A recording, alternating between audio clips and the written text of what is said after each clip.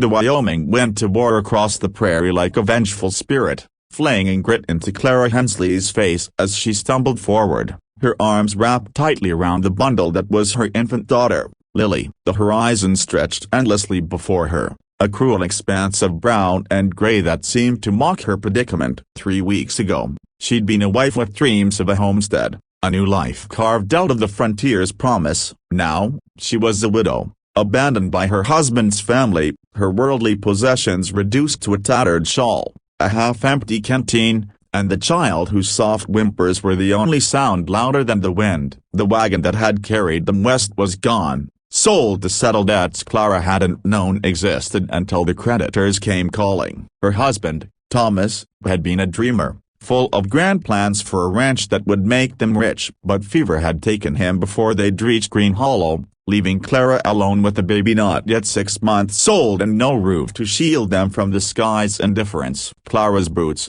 worn thin from months of travel, sank into the dusty earth as she trudged toward the faint lights of Green Hollow, a speck of a town she'd heard whispered about in stagecoach stations and trading posts. It wasn't much: a saloon, a general store, a scattering of shacks, but it was her only hope. Her arms ached from holding Lily, and her stomach gnawed at itself, empty save for the crust of bread she'd scavenged 2 days ago. She'd given the last of her water to Lily, dribbling it into the baby's mouth with trembling fingers. "Just a little farther, sweet girl," Clara murmured, her voice hoarse from disuse. Lily's tiny face, nestled against her chest, was flushed with the heat of the late summer day, but her eyes were bright, trusting. Clara clung to that trust like a lifeline, forcing one foot in front of the other. The sun was dipping low, painting the sky in streaks of orange and purple. When Clara reached the edge of Green Hollow, the town was as desolate as she'd feared,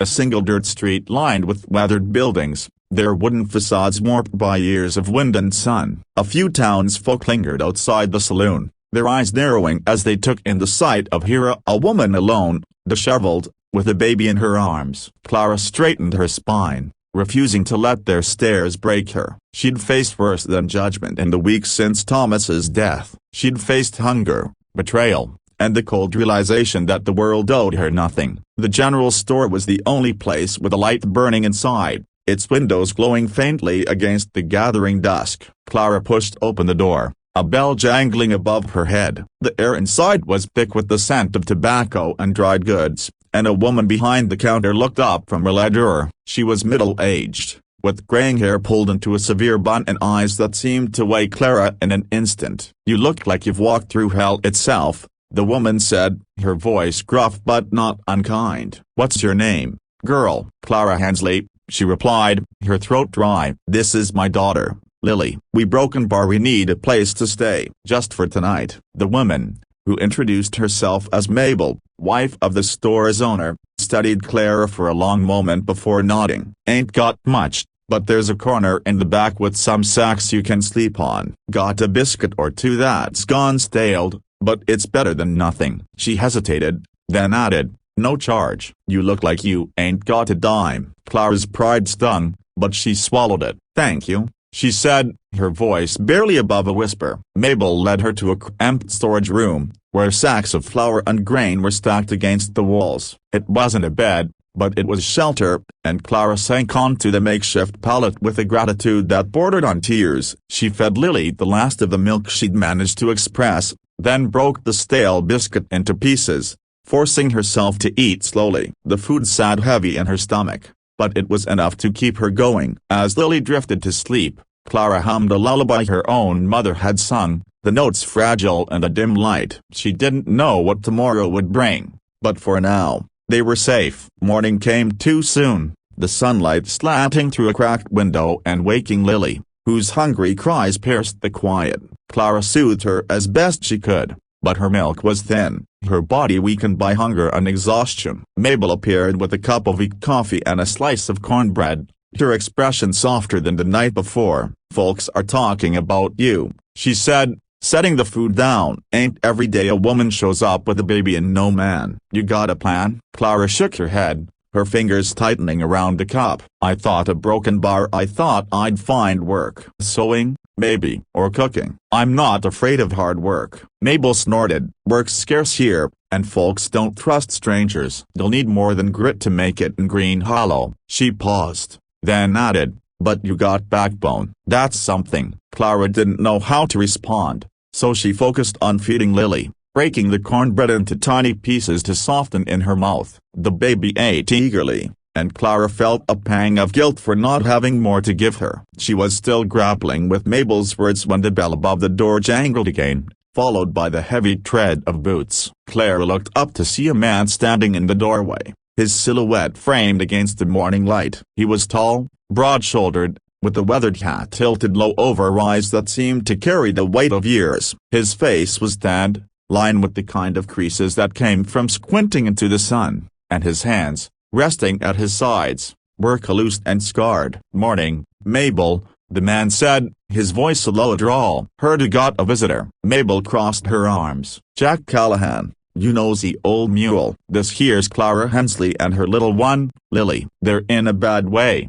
so don't you go stirring up trouble." The Monajacket tipped his hat to Clara, his gaze steady but not unkind. "Ma'am," he said, "heard you're without a home." "That true?" Clara's instinct was to bristle, to tell him she didn't need his pity, but something in his tone stopped her. It wasn't pity, it was something else, something quieter. "It's true," she admitted, her voice tight. "My husband passed, and a broken bar. We've got nowhere to go." Jack nodded, as if her words confirmed something he'd already guessed. "I got land a mile out," he said, "creek runs through it. Good soil. I can build you a place. Nothing fancy, but it'll keep you and the little one dry." Clara stared at him, her mind racing. "Why would you do that?" she asked, unable to keep the suspicion from her voice. She'd learned the hard way that kindness often came with strings attached. Her husband's family had promised to help, only to turn their backs when the debts came due. Jack's eyes flicked to Lily, then back to Clara. "Lost someone once," he said, his voice rougher now. "Didn't help when I could've. Been carrying that a long time. This is me settling a debt, not to you, but to myself." Clara wanted to argue, to tell him she could manage on her own, but Lily's soft cry cut through her resolve. She looked down at her daughter, at the tiny hands clutching her shawl, and knew she couldn't afford pride. "All right," she said finally, "but I'll help. I won't just sit by." A faint smile tugged at Jack's lips, the first sign of warmth she'd seen in him. "Fair enough," he said. "Let's get you settled." Jack helped Clara gather her meager belongings: a shawl, a small bundle of clothes, and a tin cup she'd kept from the wagon. He led her outside to where a dun mare stood tethered, its saddlebags bulging with tools and supplies. Clara hesitated, unsure how to manage Lily on horseback, but Jack was already moving, offering her a hand to climb up. His grip was firm, steady, and for the first time in weeks, Clara felt a flicker of something like hope. The ride to Jack's land was quiet, save for the creak of the saddle and the rhythmic thud of hooves. Lily slept against Clara's chest, lulled by the motion, and Clara took in the landscape. The prairie was harsh, but there was beauty in its starkness, of the way the grasses swayed like a sea, the way the sky seemed to touch the earth. Jack's land was nestled in a shallow valley, where a creek glinted under the morning sun and a stand of cottonwoods offered shade. It wasn't the fertile Eden Thomas had promised, but it was alive, and that was enough. Jack dismounted and helped Clara down, his hands careful but efficient. "This'll do," he said, surveying the land. "Creek's clean, and the trees'll give you lumber. I'll start on a cabin today." Clara nodded, still grappling with the reality of his offer. "I can help,"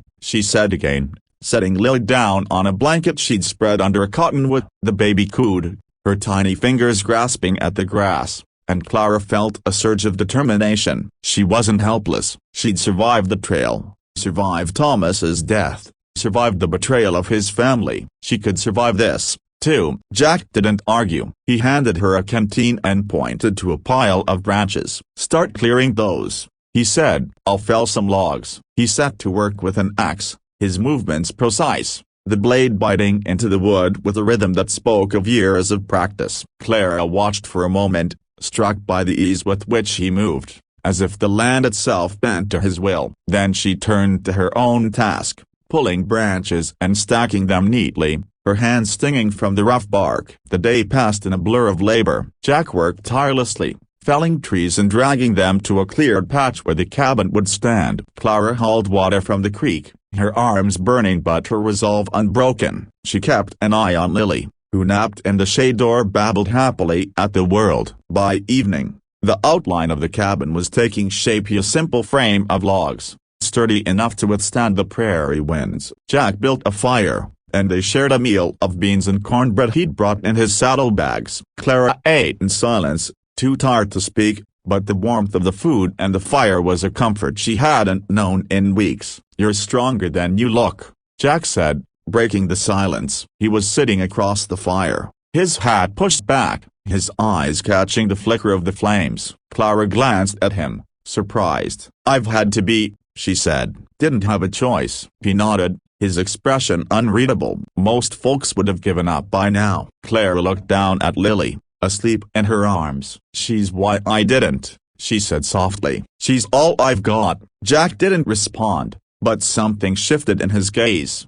a shadow of understanding. He stood, brushing off his hands. "Get some rest," he said. "We'll keep at it tomorrow." Clara slept under the stars that night. Lily nestled against her, the blanket spread over the grass. The air was cool, the sky a vast canvas of stars, and for the first time since Thomas's death, Clara felt a flicker of peace. She didn't know Jack Callahan, didn't know why he'd chosen to help her, but his actions spoke louder than her doubts. He was building her a home, and with it, a chance to start again. The days that followed blurred together, each one marked by the steady progress of the cabin. Jack taught Clara how to notch logs, how to pack mud between them to keep out the wind. She learned quickly, her hands growing calloused, her movements surer. Lily thrived in the open air, her cheeks pink with health, her laughter a bright note against the prairie's silence. Clara found herself watching Jack, noting the way he worked with quiet purpose,